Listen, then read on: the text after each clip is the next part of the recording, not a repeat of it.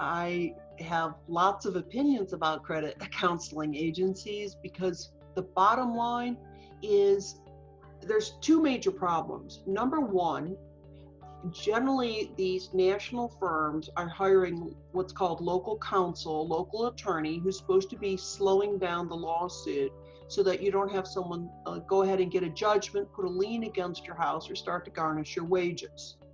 The other part of that is you don't realize that your credit score is going completely downhill.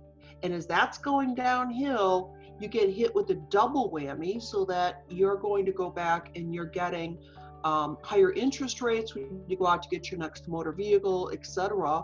Then, oh, I love this part, you get a 1099. So if you had a $10,000 debt and they negotiated a $3,000 payment, you're stuck paying $7,000 worth of taxes on that forgiven amount, and they don't tell you. So if you really need to look at the whole situation. I've gone and I've sued several times people who have gone to these agencies, and I've heard horror stories, and I'm sure that everybody's heard horror stories about bankruptcy attorneys too, but for the most part, people should go back and talk to the lawyer.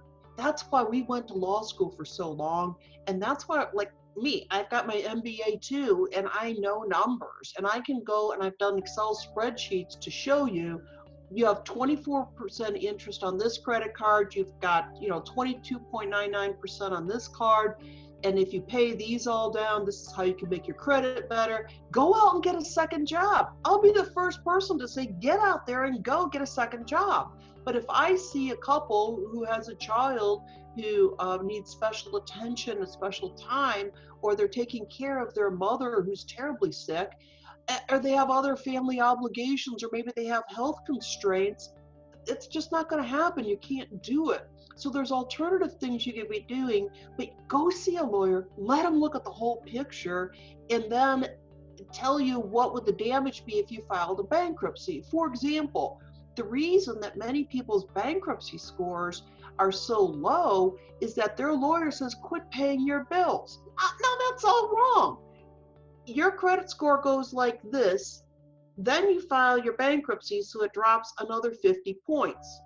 That's when you run into those ridiculously low things. I try to file my clients up here, and I've had cases where their credit scores only dropped 50 points.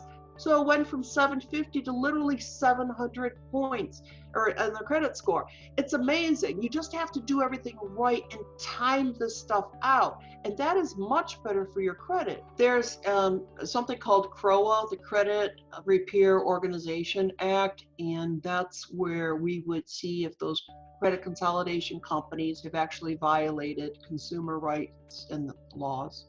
And I've done it on Excel spreadsheets for clients and showed them exactly why they were set up to fail.